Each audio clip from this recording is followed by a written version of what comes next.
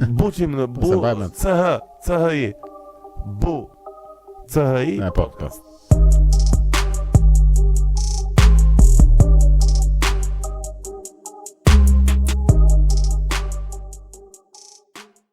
Unë dua që të cekim disa tema sot edhe ajo gjimnastika e trurit që doja të bëj unë me sot, që po e konsideroj mirë si pjesë të tretë të kësaj bisede. Do të dëshiroja të flisnim pak për atë që e cekëm pak më përpara, që është realiteti gjeopolitik europian, por edhe i komshinjve tonë në juglindje. Të me thonë me të gjithë hatan edhe zëntyrin e madhe që po ndodh atje. Si do ta përshkruaje ti? Si do ta përshkruaje ti në një mëngjes tetori në një kafe të Tiranës një ditë të diele, ora 8:30? Si do ta përshkruaje ti se çfarë po ndodh?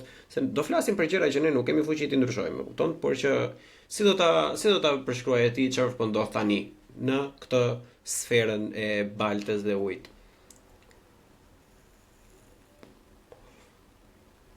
Ndahet bota. Kaq. Bota po ndahet. Nëse ka patur një pol që në 1990 ishte dominant absolut, sepse me rënien e Bashkimit Sovjetik ngeli vetëm një forcë në udhëheqjen e botës. Sot, për shkak se është ajo që përmenda pak përpara, dikush tur plane të errta, Zoti i çbën. Ndonjëherë për absurd, ajo shprehje e bukur dhe kjo tregon inteligjencën shqiptare, që kush do t'i bëj gropën shokut bie vetë brenda. Mbase për absurd është duke u vërtetuar sot në skenarin gjeopolitik botror. Shpesh herë fituesit janë pa diskutim, është një shprehje latine që thotë ve victis, mirë humbësit. Por ndonjëherë dhe mirë fituesit do thoja unë. Pse? Sepse kur ti je fitues dhe shef autostradë bosh përpara, ti rrezikon që ta shtypësh ai shumë gazin sa që të përplasesh. Dhe kur je dominues i vetëm i skenës, rreziku që t'ia fusësh kot, për mendimin tim nuk është i vogël. Kjo, në vlerësimin tim, filloi të ndodhte për absurd ditën e fitores së madhe, 1990, kur ti u gjende si triumfusi i gjithë skenës botrore, ndoshta aty filloi dhe rënja shumë e butë, pa diskutim, sepse i akoma në majën e majës, por aty fillon rëshkitja e lehtë derisa. Por po ndonjëherë është më mirë kur të merr Zoti sot për nesër se sa të lë pafund të dergjesh. Sot ka një realitet alternativ që quhet BRICS, nuk është një gjë që po e shpigim apo po e dekonspirojmë neve apo po i heqim neve atë vellën, është në realitet ndërkombëtar, është antagonisti i G7-s, le të themi, pra ka një anë tjetër të botës, që për shkak se mbase këto ekonomitë e mëdha duke çuar punën në atë anë të botës, të ide që do i shfrytëzonin si Zara, si Square, i dham dorë që të merrin një frymë të ngrihesh dhe flasin për vende të caktuara të cilët kanë një hereditet kulturor dhe historik të madh, nuk po flasim për vjen mirë, narrativa e përgjithshme është pro, është kundra, mainstreami mund shkojë si ti doj qefi, po ndaç Kina ka 3000 vjet histori, ndaç India ka një rekord të jashtëzakonshëm me vlera njerëzore, shpikje që vërteton dhe sot e kësaj dite ai popull me gjenit që nxjerr qoftë në teknologji, në IT, në mjekësi etj, njerëz brigjantë që dalin nga ajo tokë. Pra po flasim për tokë e cila është me pasuri natyrore të jashtëzakonshme, qoftë Brazili, qoftë Rusia, qoftë Kina etj, të cilët normalisht sot, duke pasur një popullsi të konsiderueshme, një fetë mirë të popullsisë botërore, gati 7/8 janë andej, kanë marrë ndërgjegje dhe kanë thënë që tani loja është minimalisht 2 veta. Unë prirem thjesht për një tendencë time që duke lindur në 1 tetor, përveç se të përkoj me revolucionin kinez, përkoj edhe me shenjën e peshores, unë prirem natyrshëm të kërkoj balancën. Pra, për mua, një figurë e vetme, e cila dominon gjithë skenën, është aberrante për mendsinë time si peshore. Peshorja automatikisht do balancën. Duhet të shohë 2 pjata, duhet të shohë 2 kontrapesha. Dhe kjo është arsyeja pse mua më pëlqen edhe ekzistenca e një kontrapale, e një antagonizmi, sepse është ajo që the ti, evolucioni shkon përpara vetëm në momentin që ka sfidë. Vetëm ai mund të ta çojë përpara evolucionin.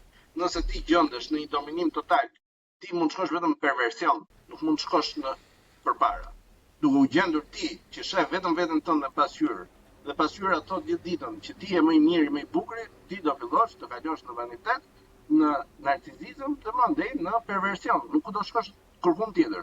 Është siç ndodh për një njeri, ndodh edhe për shtetet. Është një mekanizëm, është ekuilibër njerëzor. Për sa kohë janë fenomene njerëzore, shteti është fenomen njerëzor, nuk është fenomen hyjnor. Për sa kohë janë fenomene njerëzore, për mendimin tim sillen në të njëjtën mënyrë. Ajo që është në mikro manifestohet në makro. Ekzistenca e 2 pjatave për mua është një fitore sot për fazën ku ndodhet bota. Pastaj është ajo e famshme që quhet kurthi i Tucidit, që është historian i famshëm i Greqisë dhe që parashikonte me patjetër luftën mes Spartës dhe Athinës. Pse? Sepse në momentin që ty të del një antagonist, që ishte Athina në rastin e Spartës, do këto dy superfuqi do shkojnë drejt luftës, nuk kanë si ta zgjidhin ndryshe. Dhe kjo nga njëra anë është shumë avantazh, sepse sot në fund kemi 2 fytyra minimalisht për të parë, dhe 2 mendësi dhe 2 botuptime dhe quj njëra mirë tjetër e keqe, po të paktën ke mundësi të arsyetosh mbi 2 gjëra, jo mbi një gjë. Nga ana tjetër ke rrezikun e Spartës me Athinën që mund shkojnë drejt luftës. Dhe arsyeja pse sot flitet për luftë kaq shumë është pikërisht sepse përveç Spartës doli dhe një Athinë në qarkullim.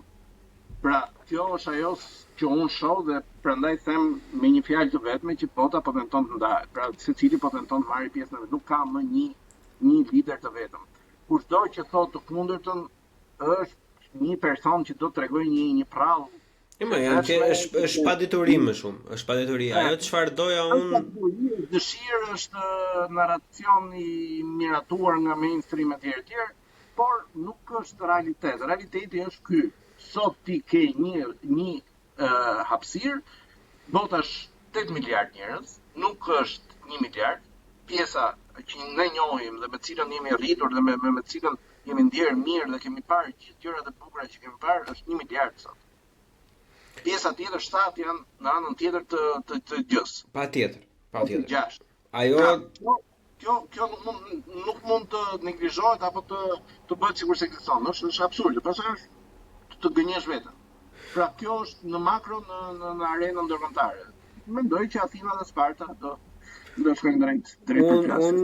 Unë faleminderit një herë për hyrjen dhe parashtrimin e realitetit të pamohueshëm. Ajo që unë doja të diskutoja pak me ty ishte më shumë në detaje, ose mbase jo në detaje mikro, po thjesht në degëzimin e kësaj lloje beteje të paparë ndonjëherë, të paktën në këtë lloj shpejtësie në historinë e njerëzimit, mes bot kuptimeve, por dhe realiteteve në të cilave ne gjendemi. Në vitet e para të fillimit të luftës në Ukrainë, unë kam pasur aso kohë e quaj teori konspirative, sot është e vërtetuar e bardhë mbi të zezë që ajo është një luftë kundrejt zemrës së botës që është Europa. apo kurvës botës, varet nga çfarë këndvështrimi filozofik njeriu ka, kupton, është çështje perceptimi.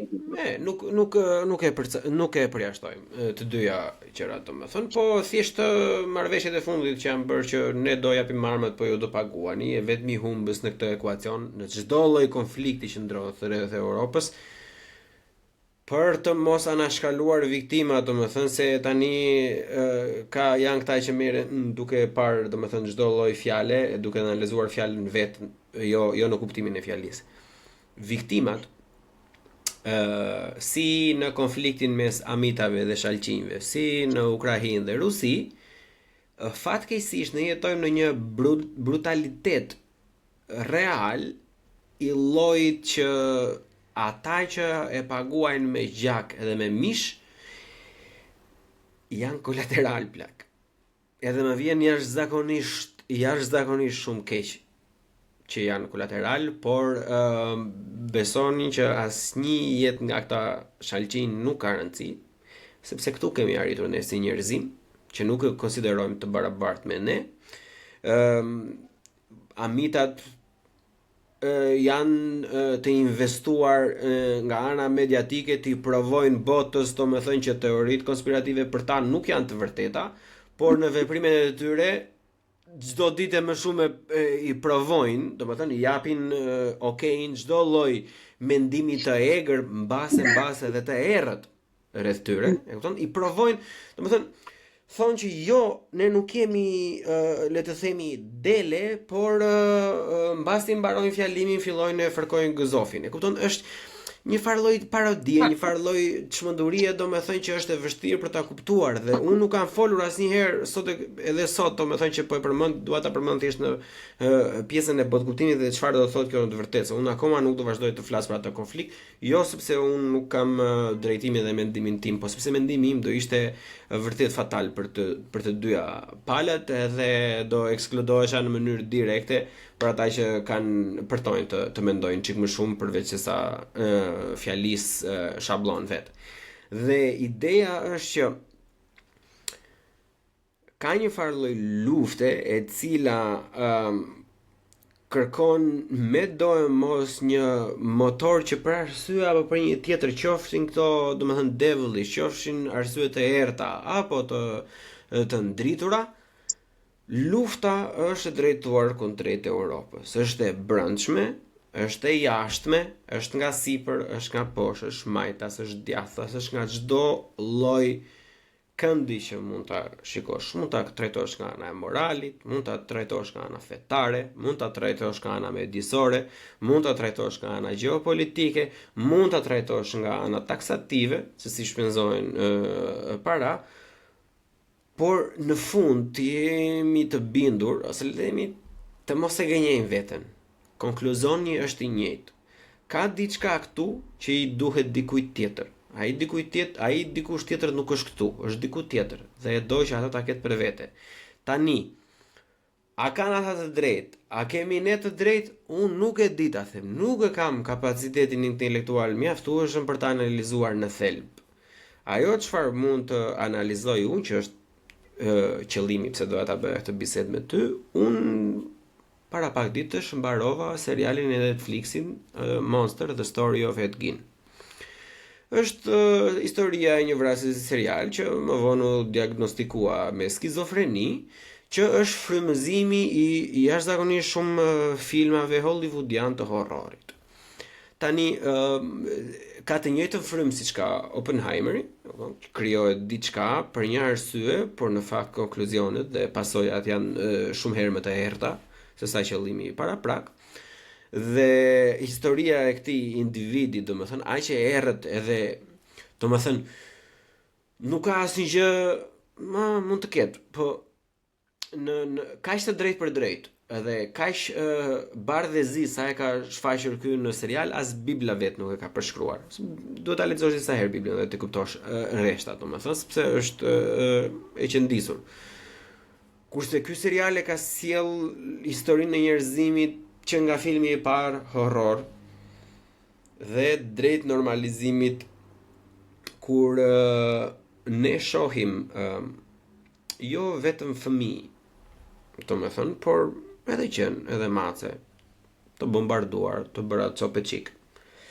Edhe më beso, andi që pavarësisht se të gjithë lajkeve, komenteve, postimeve që njerëzit apo storyve që mund të bëjnë për storyt e tyre, për fatin e keq tonin edhe për turpin e atyre që i kanë inxhinieruar diçka të tillë, me dashje apo pa dashje nuk më intereson fare. Ndjeshmëria është zhdukur, miku im. Asnjëri nuk mund ta kuptoj vuajtjen apo suksesin tim. Në qoftë se ti pak më përpara mua më the kam një djalë 7 vjeçar dhe kam provuar diçka, tani po provoj diçka tjetër, automatikisht siç e kupton ti këtë realitetin tënd nuk sado të ma shpjegosh, unë nuk jam i aftë ta kuptoj. Por realiteti jonë është akoma më i ndryshëm, miku im. Realiteti ku ne kemi përfunduar sot e kësaj dite është që jo vetëm që unë nuk e kuptoj dot automatikisht gjendjen tënde, por një gjendje specifike XY diku tjetër mizerable, do me thënë që në qofse do e kishe rastin fatkeq për ta përjetuar, por fat mirë për të ndryquar llampën atë trurin tënd, është relativizuar si nga jashtëquajturi art, si nga jashtëquajturi argëtim në atë lloj farfeje, sa në momentin kur ti përballesh me këto sekuenca që duket sikur vijnë nga një lojra PlayStation Call of Duty, Black Ops apo Zombies, kur i shikon në jetën reale, ti tashmë je ballavaquar aq shumë herë nëpër media sociale, aq shumë herë nëpër filma, aq shumë herë nëpër lojra apo të tjera mjeta argëtimi, saqë më beso ka kaluar në atë farë lloje perversiteti që ka njerëz që video nga Gaza apo nga dokun tjetër apo video nga kartelat kolumbiane që i presin duart njerëzve, i shikojnë, i vjen keq, normalisht sepse në fund të fundit janë njerëz, e kupton? I bën të ndihen keq, por kanë krijuar një varësi, miku im. Ka një pjesë dërmuese sot që nuk mund ta mbylli ditën në qoftë se nuk shikon një video nga Gaza. Tani, vizibiliteti është në rastin specifik pozitiv. Si për çdo lloj teme tjetër është diçka që duhet shpallur. Ke parasysh, unë nuk ndaj këto këndvështrimi që nuk janë ne, nuk kemi ne punë me ta, apo nuk përkas besimit ton apo komsis ton, nuk janë njerëz, e kupton? Janë njerëz, kanë ardhur nga ai sipër. Por Gaza jo vetëm që është dëmi kolateral i ndarjes së botës. Gaza është kthyer në shportën e kokoshkave për atë parazitin e divanit perëndimor. Dhe më besoni që për çdo gjak që derdhet atje ka një dhimbje, ka një histori që zhduket, ka një fis që zhduket, ka një dhimbje domethënë fizike, morale e popullsisë që nuk përshkruhet me fjalë, por mos të gënjejmë veten, dëmi që ne vet, unë ti dhe bashkëpjestarët e kulturës perëndimore i kemi shkaktuar vetes duke e normalizuar këtë lloj gjëje, do e paguajmë ne. Ata që atje kanë rënë, ka dikush tjetër që i gjykon, dikush tjetër që e ndaj se ku do të shkojnë. Po ajo çfarë ne kemi bërë me këtë, ajo çfarë ne kemi ndërmarr me këtë, pasivisht dhe aktivisht, e ritheksoj, nuk ka rëndësi fare, do e paguajmë shumë fish. Kjo është pak, por e sigurt. Të më thënë. Duke filluar nga patikët, që kanë qenë gjithë kohës shpun kam unë me ta, por duke unë ndjekur nga mbështetësit e makabriteteve, pa harruar dhe luftëtarët e rrugëve, kupton, këto që dilin gjatë gjithë kohës me flamuj e tjerë, do me thënë që nuk kam asnjë lloj problemi sepse ajo është një vizibilitet që duhet, po problemi është që kanë krijuar një dëm kolateral duke dalë atje se kanë qenë të pashkolluar dhe normalisht i kanë hequr vlerën çështjes. E ke parasysh? Kur të del njëri që ti je duke diskutuar për një gjë që është tejet e rëndësishme, është vitale për mbarvajtjen e këtij globi, por është e mishëruar nga një person që është komplet ignorant, e kupton? Edhe e zhvlerëson komplet atë të temën. E kupton? Dhe kemi arritur në pikën sot që literalisht ka njerëz që ulen në divanin e tyre edhe shikojnë makabritetet e atij asaj copës e dheu atje. Edhe nuk e mbyllin dot ditën nëse e bëjnë atë. Edhe unë kam kuptuar këtë gjë goxha recente, për të thënë të drejtën 3-4 ditë përpara se të flisnim bashkë. Se isha i mendimit që ishte një nga pak personat me të cilin mund ta bisedoja këtë gjë, sepse është fundamentalisht një temë jashtëzakonisht shumë e vështirë, domethënë edhe unë nuk e di se si po e mbaj veten tash, se kam një inat biblik me veten time, me të gjithë ne. Domethënë jam në një periudhë për sa i përket kësaj teme, domethënë shpirtërore, jam në një pozicion të keq për momentin tim. Domethënë sepse nuk e di valla, unë nuk po kuptoj dot më se çfarë po ndodh. Është front e hapur, është e saktë, është e tetë e dukshme që ai plan i XY po funksionon, domethënë se ne jemi të gjithë të çroditur, nuk po e merr me vesh njerëz se çfarë po ndodh, ku, pse, qysh, tek, ku është fillimi, ku është fundi. Kjo po funksionon. Po duke nisur nga përgjegjësia e personale, unë mundohem të kuptoj që ku po vemi, çfarë do bëjmë, si do ta ndryshojmë. Këto do të diskutojmë me ty.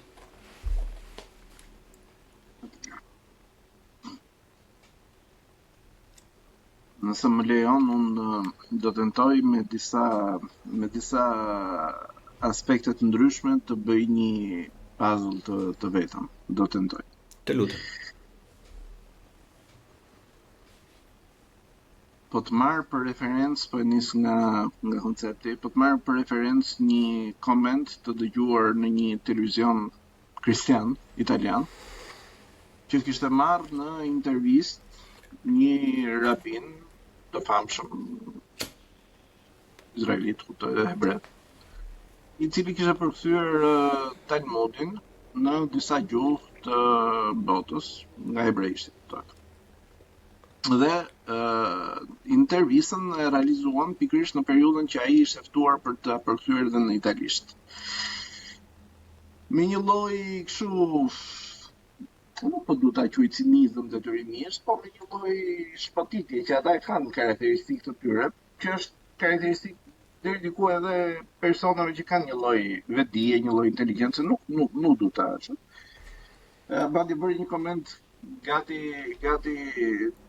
për të qeshur, tha, nuk kuptoj, tha, se që duan italianët, tha, këtë lloj teksti, sepse në përgjithësi, domethënë janë popull më i lehtë, domethënë nuk janë kaq të prirur drejt vellimit.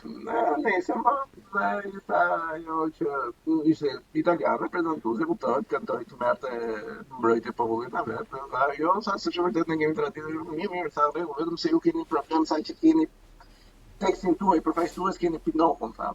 Edhe ky është i Carlo Collodit. Edhe ajo i tha, po se Pinoku ka një domethënie shumë ezoterike, brava deri gjitha, dhe kam lexuar gjithë variantet e mundshme të Pinokut, por pra Pinoku ngjelet. Nëse long story short, kur i thon, vjen puna dhe i thotë që gazetarja në një moment, si duket edhe revanshi, i thotë, çfarë është një gjuhë, i tha, çfarë është një hebrev? Dhe përgjigja ishte e mahnitshme, dhe këtë do ta përdor pastaj për të lidhur gjëra të tjera. Ky i tha, kishte përkthim simultan, dhe tha në italisht, kuptohet përkthyesi. Tha, unë hebreu e di più. Nga italisht e përkthet një hebresh më shumë. Edhe vazhdoi konceptin duke sjellluar në logjikën se çfarë nuk kuptonte. Tha, më shumë i zgjuar, më shumë i mirë, më shumë i keq, më shumë i ndriçuar, më shumë i errët. Më shumë njeri. Më shumë njeri, më shumë kafsh. Është më shumë. Unë hebreu e di più. Të them të drejtën, unë kam qenë fascinuar nga hebraizmi për efekt të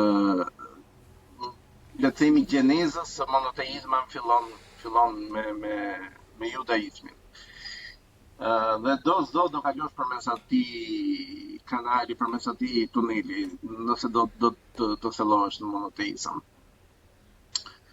Por nuk kam dëgjuar dhe nuk kam perceptuar më substancë se sa ajo. Unë e bre dhe tipi. Pse ta them këtë?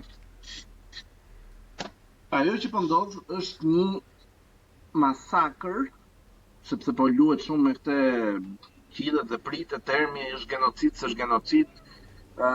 Shumë kush e pranon, sepse nëse do përdoret ky term është përdorur një herë dhe vetëm një herë dhe është përdorur vetëm për një gjë që të gjithë ne e dimë, dhe nëse do bëhet paralelizmi na bien shumë gjëra pastaj dhe për mendimin tim tash juridikisht pa diskutim që ka valencë tjetër etj, por e lëm ke kjo. Po bëhet një qamet. E quajmë qamet, e quajmë si një horror. Vej emrin që do ti. Gjitha e mbajnë.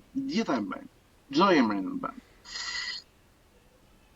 Dhe po ndodh live streaming, ndryshe nga të shishin dikur që duhet të shihje dokumentat dhe dokumentat ti e di janë pasqyrës vërtetës, por dokumentat dhe bëhen me kalimin e kohës. Vjen një moment ndërsa live streaming është live streaming. Dhe kjo është veçoria. Dhe kjo është genuiniteti. Tani, pse ta thash këtë që është më shumë? Është më shumë sepse ka këtë aspekt që është makabër. Nuk di, domethënë gjuha edhe buzët nuk arrin dot të manifestojnë mirëfilli të keqen, edhe të errëtën dhe të zezën që ka ajo gjë që po ndodh prej 2 vitesh. Por do i referohem tre izraelitëve, 3 hebrejve, për të dhënë një panoramë dhe një pasqyrë tjetër. Hannah Arendt, që sot ndoshta në atë çfarë flitet në mjediset intelektuale dhe që për fat rrjeti sot na i mundson edhe në gjuhë të ndryshme nga dietarë të ndryshëm të vendeve të ndryshme. Ka qenë një politologe, sociologe, dietare, shkrimtare me origjinë nga ai vend dhe ka shkruar një libër që thuhet që është shumë i bukur, nuk e kam lexuar të gënjej dhe nuk e disponoj.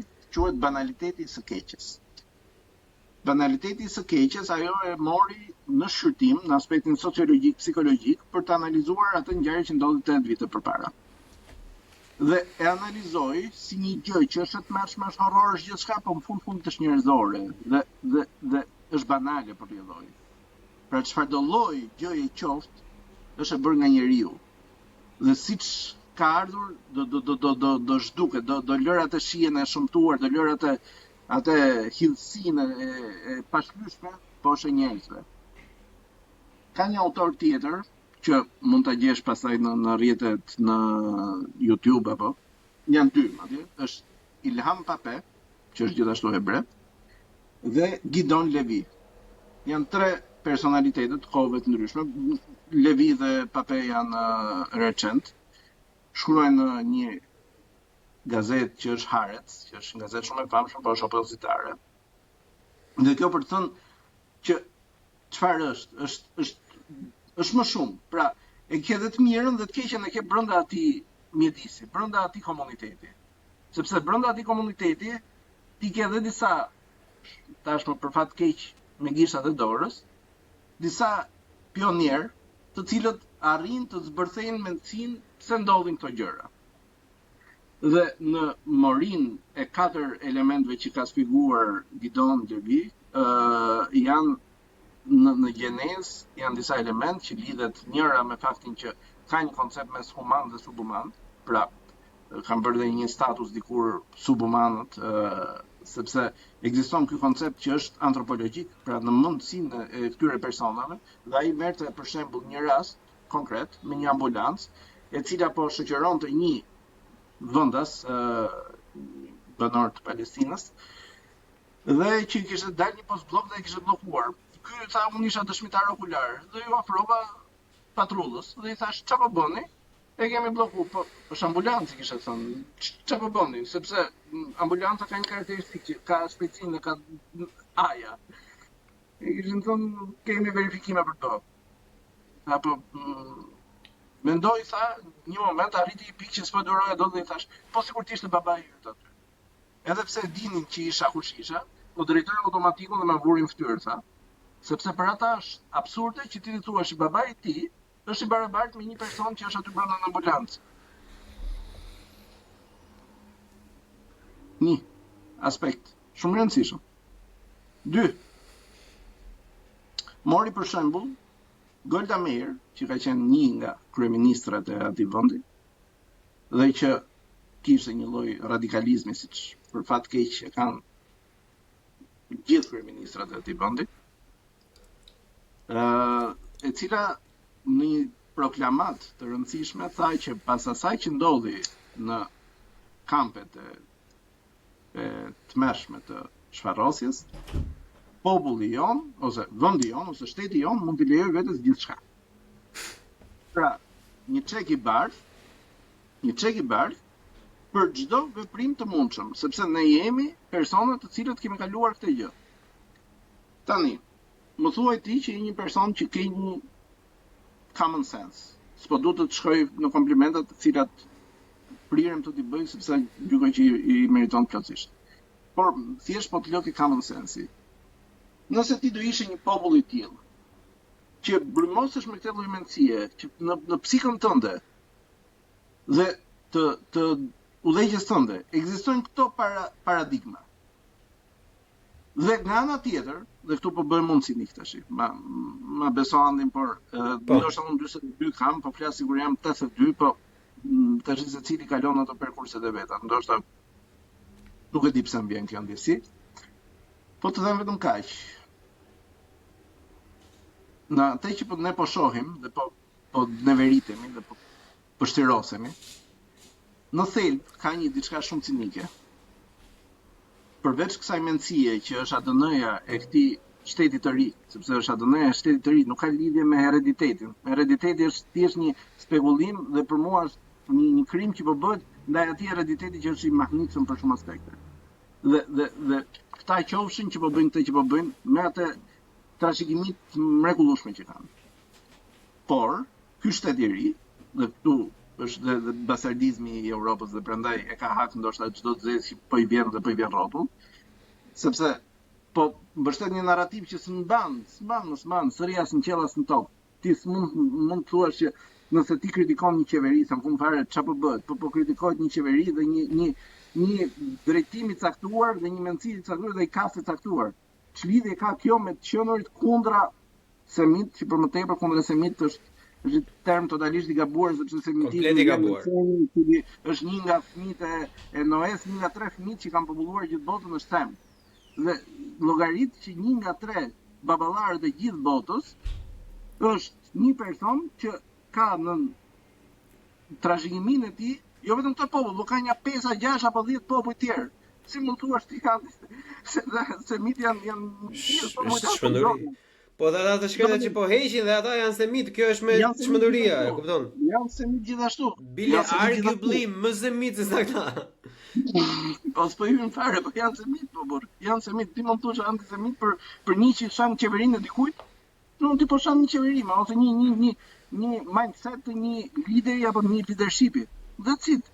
S'ka lidhje fare. Ti mund ta bësh dhe sot po ngrihen teza që ti po e bën me Britaninë, me SBA-n, me Gjermaninë, me flamujt e këtyre vendeve që janë meritojnë respekt për 5 miliardë gjëra që i kanë dhënë njerëzimit, çujetërisht me një leadership caktuar ti se bëhet dot. Domthon këtu dhe kush po e ushqen këtë narrativ, dhe kush po e mban gjallë, dhe kush po e stimulon. Kjo Europë, dhe ti thua pse kjo Europë po ka këtë destin. Po se koka ta bën burr. Dhe për të rikthyer. Pra, janë këto popull, ky grup njerëzish, ky shtet i ri me këtë leadership caktuar, që ka këtë mendësi caktuar, dhe nga ana tjetër ka një element që ju thash shumë herë, po tash ka cinizmin e të fortit. Ki parasysh vetëm kaq. Kur ti je i fortë Dhe këtu unë dua të rrëzoj çdo lloj hipokrizie, se në ka gjë të shëmtuar kjo botë që ka prodhuar është hipokrizia dhe double standard. Ne duhet të kuptojmë dhe të presim me këmbë tokë dhe të bëhemi gjithë ndërgjegjshëm, dhe ndoshta do jetojmë më mirë. Në botë nuk ka rregulla. Rregullat i vendos i forti dhe i forti i vendos rregullat për të dobtit, sepse vetë nuk ka rregulla. Çfarë ka ky shtet sot? Ky shtet sot, ndryshe nga shumë shekuj më parë kur ka prodhuar kurriz, dajak, persekutime etj, se ka qenë një popull i vogël, i shpërndar etj, ky sot është i fortë. Çfarë bën ky popull sot që është i fortë? Bën atë që bën çdo popull kur është i fortë. Merr dhe i bë zborin atij që është më i dobët. Që sa e bukur që është e zhvlefson edhe në të njëjtën kohë e përforcon atë e DPU. Domethënë që nëse do ishin vërtet të zgjedhurit me fuqinë e re do kishin bërë diçka më të mirë, por në fakt e provojnë që janë identik. DPU. Pra, fil rrush i gjithë narrativës dhe gjithë analizës që mund të bëjmë, për mua është vetëm kjo fjali që ai tha. Ma ka veshë shumë tangencialisht dhe jam shumë i kënaqur që Zoti më çoi me pa një emision shumë periferik dhe shumë budalla që edhe sot me dash me kërkuar nuk e gjej dot ndoshta, sepse si thas në një kanal ishte TV2 Mishi Italisë, është kanali Kishës Katolike në një provincë të Puljas që është broadcasti. Llogarit domethënë se për çfarë flasim thjesht. Fati im që rastisa pa çat emision. Dhe DPU. Pra, jemi përpara këtij realiteti. Këta sot janë duke bërë atë që ka bërë Spanja, Franca, Gjermania, Italia, Roma, jashtë. Çdo kush kur ka pas fuqinë nga e vetja, i ka dhënë forca. I ka dhënë forca dhe ka shkel çdo rregull dhe ka thyr çdo moral dhe ka sepse njeriu është një qenie që nuk njeh asnjë lloj freni. Nëse ndihet i fortë, dhe prandaj ta lidh prapë dhe me atë pjesën e 1990-s. Kur ti ndihesh i fortë, ti nuk ke më asnjë lloj gjëje që të mban dhe të nxjerr në natyrën tënde wild. Dhe ne skandalizohemi dhe themi pse e bëri, si e bëri. Po ndihet i fortë më prandaj e bën. Nuk ka sot njeri që i del përpara. Deri ditën që zoj dali njeri përpara, ai do bëhet punë. Dhe shumë e thjeshtë. Shumë e thjeshtë. Kuptoj as s'ka asgjë. Fati tyre keq që janë ata të shkretët aty. Ata thjesht po han. Miku im, se nuk dua të mbaj edhe kështu përfundimisht gjatë se ti ke detyrimet e tjera.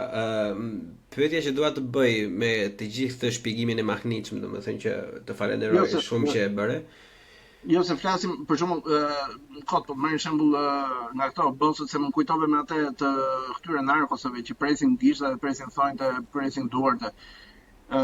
Simboli i tyre kush është Escobari, le të them, që është bërë filma etj. Escobari ishte deri ditën që i erdhën ke dera dhe që e rrethon dhe që e ekzekuton, ishte on top. Po ditën që i erdhi rrethimi, do thotë që ai ishte më i rëndësishëm, ishin bërë tjerë më të rëndësishëm. Sepse ndryshe nuk të vjen fundi. Pra, sa kohë ti je i pa afrushëm, nuk arrin dot të kapin, do të thotë që je ti akoma on top. Sa që ti erdhi puna, jo po luftoi, jo po bëri, jo po kshu, jo po narkosat ishin të fuqishëm deri në një moment caktuar sa i lan ishin të fuqishëm. Për sa kohë që ti nuk të ndal asgjë, je në revansh, je duke bërë namin. Ditën që ka ardhur ke dera, do të thotë që si e më ti.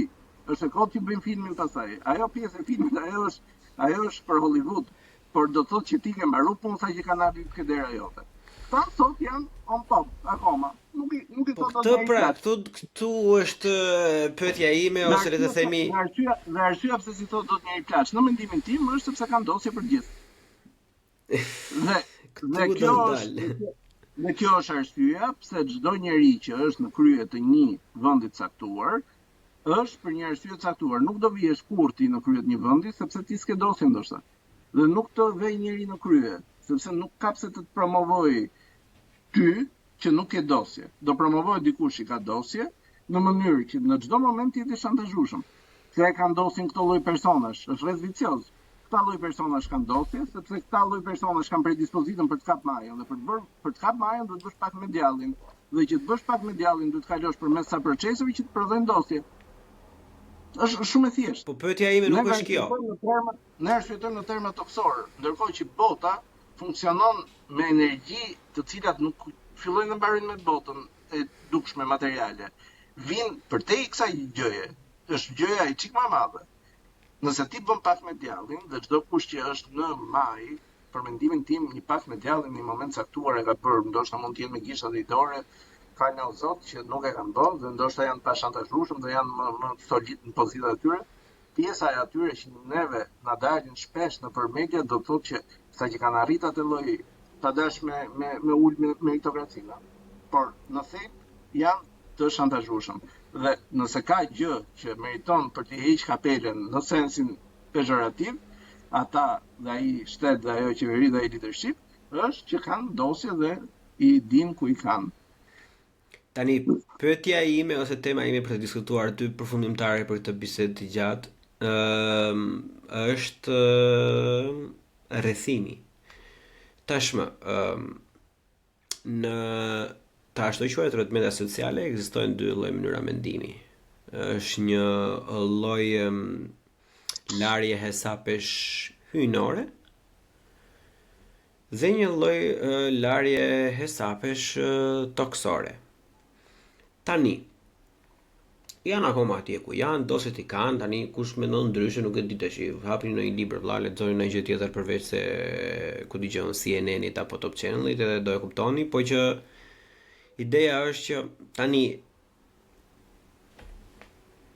do presim, do me thënë që të ndryshojë në një gjë, do e agravojmë situatën në mënyrën më humane toksore të mundshme duke marrë hak ala kanun, apo mos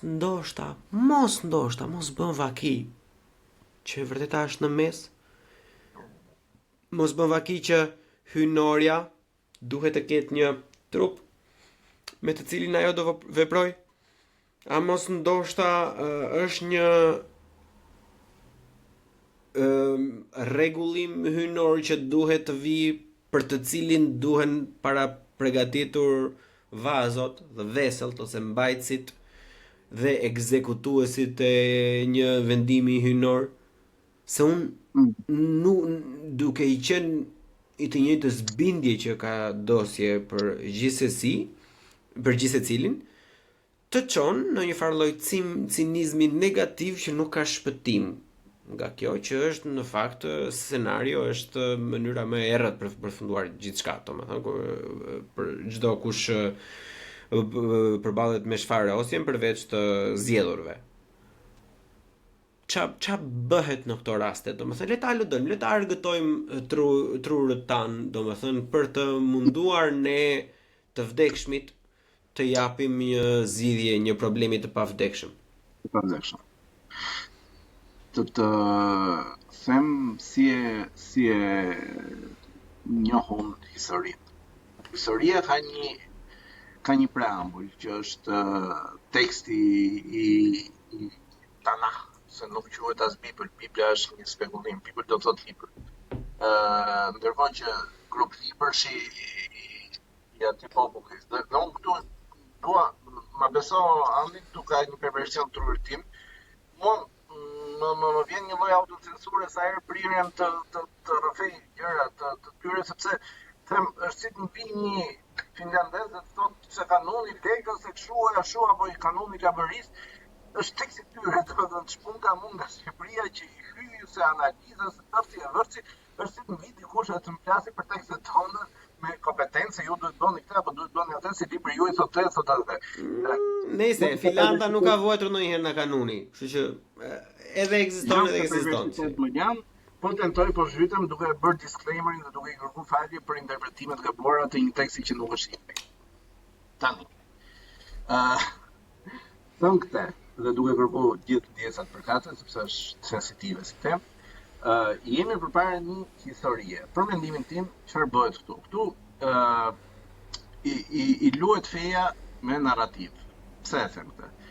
një pjesë e mirë e këtyre që sot janë në leadership, sepse leadership nuk është vetëm kryeministri, është gjithë kabineti, gjithë entourage të katës.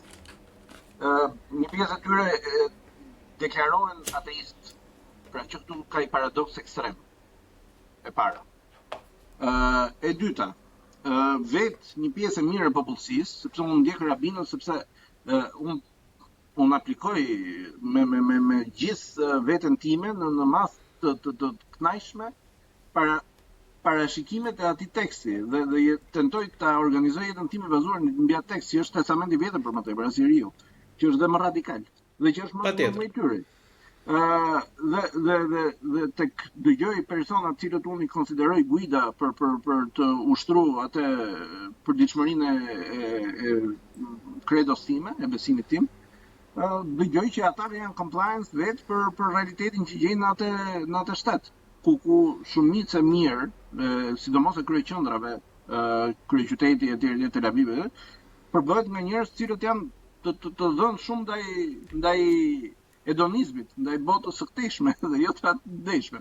Pra, çuditërisht këta njerëz kujtohen për profecitë dhe për premtimet e Almightyt vetëm në momentin kur duhet të çojnë ujë i burimit caktuar. Pse mendoj që nuk është divine ky projekt? Një emision italian i Rai Treshit, Presa Direta, kishte bërë një investigim duke u lidhur me disa gazetar investigativ që kishin shkuar në terren në vend ku po zhvillohet masakra dhe kishin marrë në krahasim atë që po ndodh në Ukrainë dhe atë që po ndodh në Gaza. Dhe ky person, i cili ishte gazetar investigativ, thoshte që po të vesh re nga helmetat, se sot janë digjitale dhe kanë kamera të inkorporuara, po të vesh re nga një helmet e një ushtar i Ukrainës, ti ve re të duket vetë siguria në fushë betejë. Pra shikon luftim, janë armë që shkëmbehen në njëri tjetrin.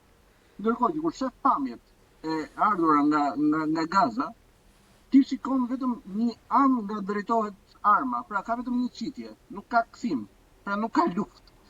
Pra, çfarë po ndodh atje? Atje shef vetëm fadroma që futen, shef vetëm ushtarë që vënë tritol dhe shemin godina. Pra, sa që ti ke hyrë brenda banesës dhe ke vënë tritolin, do të thotë që ti s'ke rezistencë. Pra ti e duke bërë real estate. Pra, çfarë po ndodh në atë vend? Na vjen mirë ne as na vjen mirë neve.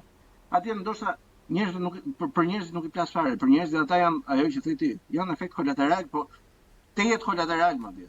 Sepse lidhet me real estate. Ata nuk janë kthy fare nga ikra. Si janë duke bërë as luftë shenjtë as gjë për gjëje. Janë duke bërë real estate. Dhe kjo është një nga arsyet për mendimin tim që bie ndesh me vizionin mesianik. E dyta, që bie ndesh, është fakti që ne jemi përpara një realiteti ku këta pretendojnë tokën e premtuar. Unë kam bërë një status para ca kohësh, toka e premtuar. E para punës një herë duhet me bë kujdes ndoshta me përmendjen e premtimeve atij lart, sepse po i kërkon llogari zotërisë në fjalë që ma ke premtuar, ma ke bëj, duhet ma japësh. Jo vetëm ajo, po është edhe paket all inclusive, nuk mund të marrësh sa të lësh të tjerat. Ashtu, pikërisht. Pra, premtimi e para punës një premtimi i përket një epoke caktuar historike që lidhet me daljen nga Egjipti, futjen në tokën e premtuar etj. E dyta, kjo është toka jon, ka qenë toka jon, nuk ka qenë toka e tyre. Vetë Bibla e rrëfen që s'është toka e tyre, është toka e kananejve. Kananejt janë një grup popujsh ku janë Xebuzejt, Filistejt etj. Mbadje me shumë gjase dhe pasardhësit e Filistejve mund të jenë Palestinës, mund të jenë mos jenë Çelçika, po domthonë mund të jetë një lloj amalgami i atill i asaj popullsie e një toke e cila ka qenë e banuar gjithë jetën, nuk është se ka filluar të banohet 3500 vite përpara apo 3000 vite përpara, ka qenë edhe përpara e banuar dhe këtë rrëfen vetë Bibla, sepse tregon për luftrat me kananejt. Pra, këta fokusohen vetëm tek një periudhë kur këta morën posedimin e tokës dhe derisa humbën posedimin e tokës. Periudhën që ishte para dhe që ishte mbrapa nuk quhet, nuk është histori, nuk lexohet. Tërsi ka një absurd këtu. Shqiptarët, nëse kanë këtë tezën e tyre pra autohtoni, e kanë sepse thonë që ne jemi pasardhës të pedllastëve dhe të lirëve. Pra, që nga dita zero që këtu ka pas popullat, që quhen pellas, jemi neve pasardhës direkt. Kurse atje ata nuk kanë as bazë ku ta bazojnë, sepse vetë Bibla i përgënjeshtron në këtë aspekt, sepse thotë që ishim popull kananej. Dhe po ta vesh një nga, tash po futem shumë në teknikalitet biblik, ka një element që vetë kryeministri i atij shteti e përmendi disa herë që duhet të luftosh me mos harro Amalekun. Amalek është një popull ose një grup ose një tribu që konsiderohej si armiku që pengoi këtë popull që vinte nga ekzili, të futej dhe tentoi t'i vriste në pabesi mbrapa krave deri. Dhe këto janë armiqtë e përjetshëm dhe supozohet që Amaleku sot përfaqësohet nga ata njerëz. Në një arsyetimi që kam bërë në veten time është që Amaleku nëse ka qenë kaq i zi dhe kaq i errët, ka qenë një popull pagan i pabes etj. Por po të analizosh sot popullsinë e atij vendi, janë njerëz që falen 5 herë në ditë zotni. Dhe i falen atij. Pra, në këtë rast, një nga ato pasazhet biblike thotë që Amaleku të pengon, ose që mund të dalë nga konteksti biblik është që Amaleku do të pengojë ty ti dedikohesh hyjit divine. Po ndërkohë, neve sot po përballemi ditën për diell, që ai që i dedikohet divine është ai që po. Dhe ai që po supozon që po pengohet, është ai që vetëm nga divine nuk është kthyer. Këto janë arsyet me deduksion dhe me interpretim shumë të zgjeruar, pa dash me marr rolin e profetëve apo të entiteteve më supreme, që mua më çojnë të mendoj që ky është një realitet shumë tafsor, që lidhet me anaharen dhe me banalitetin e së keqes, që ne sot po e shohim ditën për diell, është një fenomen njerëzor që s'ka asnjë proces mesianik mbrapa, dhe nëse ka një proces mesianik, atëherë mund të jetë një proces që ngjan më shumë në mesianizmin e parashikuar nga kristianizmi dhe nga islami, që është një parakrisht ose një antikrisht, që mbase mund të konfigurohet dhe mund të materializohet, se sa me një mesi që është i divinit, i almightit, i Zotit një dhe që ne gjithë kemi burim jete. Nuk mendoj që janë këto elementët që as ai parimi i famshëm makiavelist që qëllimi justifikon mjetin nuk më shkon me këtë histori që ne po shohim ditën për diell sot çdo ditë në media apo në rrjete, se mediat janë kazan. E vetëm gjë saktë që ka thënë kryeministri. Dhe aq shumë si duket e ka qef Kazanin sa gjithë mediat I mori për vete. Në këtë pikë ka edhe një paradoks. E ka gjetur tenxheria kapakun në këtë rast Kazani kapakun e vet, kështu që domethënë dua ta mbyll me atë që the, un jam person që e konsideroj horoskopin hilaritet, po dëshira jote për të gjetur balancën është ajo me të cilën un dua ta mbyll. Siç e di Rama e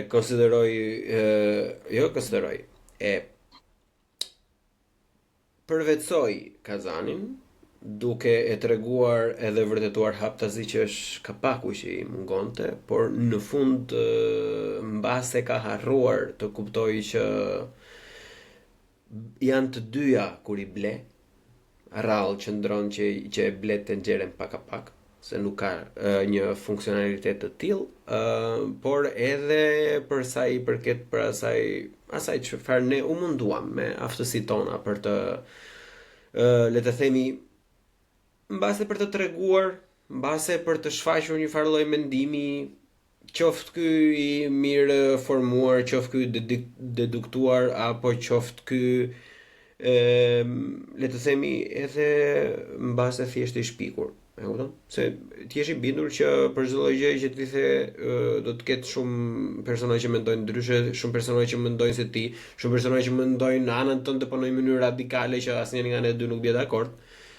Por ajo çfarë mbetet për të thënë, për t'i dhënë një mesazh që normalisht vetëm në pjesën e tretë të treja pjesëve do jetë, është që e vetmja gjë që unë mund të ofroj me kapacitetin tim momental është le të dalim të gjithë së bashku nga zona e komfortit, sepse është me fak një çerdhe djallëzore për të zhveshur nga ana hyjnore që gjithë secili ka brenda. Dhe kjo nuk ka lidhje me besimin për gjithë juve që konsideroni veten ateist, që thjesht nuk jeni ateist, thjesht nuk e keni gjetur akoma, por gjithsesi, pak rëndësi ka, different discussion. Juve po ju dëmtojmë grincën e Big Bangut që juve ju shoqëron në jetën tuaj, neve të tjerëve na dëmton grincën hyjnore, çdo lloj shabloni që ne veshim në mënyrë sadomazokiste, sikur të ishte e jona, për shkak se nuk ndihemi të rehat në lëkurën tonë. Në vend se të dalim për shopping dhe të kërkojmë ideale, narrativa, rrëfime, pralla, legjenda, mite, le të krijojmë diçka tonë. Ato çka janë më përpara janë aty, do të jenë për gjithë kohës derisa AI të marrë të gjithë forcën, mbas AI të vi një le të themi shkëndi diellore, edhe ne të kthehemi në epokën e gurit. Përsëri këto gjëra do ekzistojnë. Dhe nuk duhen anashkaluar, për mendimin tim nga ana shkencore duhen marrë si variable hyrës në një ekuacion, por asnjëherë këto nuk duhet të jenë përfundimi, sepse për shembull për ato që na përket neve të dyve, ekziston një testament i vjetër, por bazamenti më i fortë është testamenti i ri. Ai të thotë që dale i vlla se unë ja u thash një herë, po juve sikur s'priskeni mirë, nuk qëngeni, nuk jeni në centro vlla. E kupton? Nuk prisni mirë edhe ju duhet një update tjetër. Kështu që le të mundohemi nga këto variabla hyrës të gjejmë me aq fuqi sa kemi dritën. Dhe për gjithë ata që mendojnë që kjo luftë ka humbur dhe ne kemi humbur, jeni jashtëzakonisht shumë gabim. In the end we win, we always do. Ideja është me cilën kosto. Edhe sa video Andi dhe Bleoni do shikoj. Edhe sa intervista duhet të shikojmë, edhe sa prova duhet të manifestojnë, le të themi, ish viktima të kthyer në xhelat, që është po ashtu goxha mitike, e kupton që i dhunuar i kthehet në dhunues, hurt people, është perl plak, që është, mund ta thosh Arian Çani, është perl plak, e kupton. Edhe janë suprematistë si njerëz, kam bie të lartë. Patjetër, edhe unë thjesht dua të ftoj, nuk je super. Blona Thani është unë kam një pjesë të hyjit në veten time, domethënë unë jam në të njëjtën kohë një qenie supreme e ndriçuar dhe direkt pa hapësirë, vetëm me një presje i parëndësishëm. Domethënë unë në qoftë se ndaloj sot të marrë frymë, bota do vazhdoj rreth meje, e vetmja gjë që unë mund të bëj është të zhvilloj këtë këtu. Mes dy syve ka diçka brapa kësaj fasadës. Dhe është një mision që do e përmbushi për mendimin tim shpirtërisht cilin do që ka dëshirën për t'u larguar një orë e më përpara nga kurthi i hedonizmit. Mua më kishte marrë malli për këtë bashkëbisedim. Edhe jam shumë i kënaqur që ja dolëm. edhe që po të shoh kaq të ndryshuar. Domethënë është ai komenti që bëre për fjalën dritë duket sikur është diçka shumë kalimtare, po për një njeri që arrin të kuptojë se sa peshë dhe sa fundamentale dhe sa jetike është ajo fjalë për qendjen dhe për vetë historinë njerëzore, mendoj që ka gjetë vend këtu, edhe ka gjetë goxha vend dhe është duke bërë gjithë rrugtimin për gjatë gjithë organizmit tënd. Dhe ka fokus dhe tek pjesa e inteligjencës dhe tek pjesa e ndjesës. Dhe për mua është kënaqësi që po arrit të perceptoj dhe të realizoj një gjë të tillë. Pavarësisht gjithë bisedës, pavarësisht peshës, pavarësisht impaktit që mund të ketë, pavarësisht thellësisë që patëm gjatë gjithë kësaj kohe relativisht gjatë për ta mbajtur tempin edhe ritmin edhe qartësinë për të komunikuar ato ide që shpesh herë rrëmujosen për shkak të nevojës për të eksternuar her pas here shumë koncepte në pak kohë, por për mua thelbi i gjithë gjës dhe i kësaj dite është drita, fjala dritë dhe masiviteti që ka gjetë tek Bleoni. Ky koncept dhe ky realitet. Miku im, Andi Knudi, unë të falenderoj jashtëzakonisht shumë që ishe mua në këtë mbrëmje tetori. Në Tiranë duket ngrohtë, këtej është freskët. Falenderoj që ishe mua në të treja pjesët. Shpresojmë dhe aktivisht do të mundohem duke i paraprir për të rikthyer në pjesën e parë miqt për t'i lënë sa më pak vend halleve duke i paraprir në mënyrë që të kemi ose të ndërtojmë akoma më shumë mundësi vetes tonë për të pasur biseda të tilla, sepse për të gjithë juve që jeni të apasionuar mas media sociale, kjo është një nga ato gjërat për ta bastardizuar tash për në fund që është tipike e imja. This is better than sex, if there is one thing. Ka diçka kur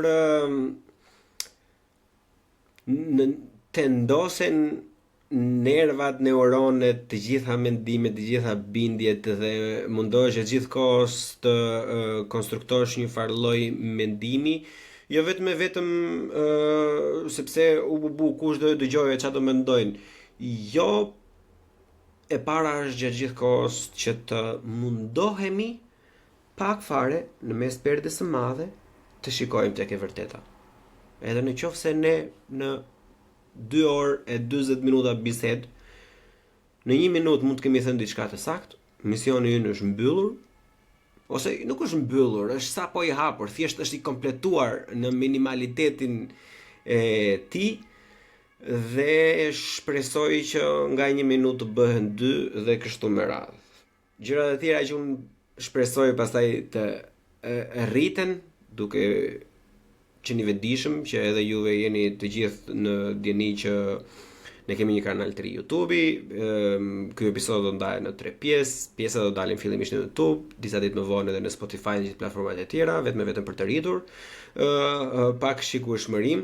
Unë do dëshiroja nga të gjithë juve që ndiqni Buçi Podcast si në media sociale, por edhe në Spotify apo Instagram, me aq mundësi sa keni pa ju vënë në sikleta dhe shpërndani podcastin me miqtë tuaj, na ndihmoni që të zgjerojmë pak, le të themi, përfshirjen e individëve ndryshme që mund të kenë interesa për biseda të tilla por ajo çfarë është më e rëndësishme, sidomos në bërtham për biseda të tilla, është që ju lusim si unë, si Andi, në qoftë se në një pjesë apo një tjetër të bisedës mund të keni pasur një mendim ndryshe, diçka për të shtuar, diçka për të korrigjuar, lini komentet tuaja, sepse mendimi juaj ka vlerë, edhe pse ju mbase ju vjen turp se kush e shikon në emrin tuaj, kush e shikon atë që keni shkruar, mbase do ju gjykojnë të tjerët. Who gives a fuck? Ideja është që kënaqësia që do të japi momenti kur e jep mendimin tënd, qoftë ky gabuar apo i sakt, nuk krahasohet me asnjë lloj ndjenje të keqe që mund të vijë se të pa dikush të komentove diku. Dhe e gjitha ideja e Buçi Podcast Shqip apo e rubrikës Agora është që ne kur bëjmë llap nuk e bëjmë kot. Kemi një kënaqësi, por kemi edhe një qëllim, dhe qëllimi është që të përfshihemi të gjithë bashkarisht. Të jemi ne sot stër nipat e Gjon Babës, Gjon Birit e Gjon Nipit. Edhe mbase edhe ne një ditë mund ta zhdukim carin figurativ nga toka e etreve tanë. Deri në tjetër miq të dashur, shumë faleminderit dhe miru dëgjofshim, miru shikofshim. Buçim në bu, CH, CHI, bu, CHI, podcast.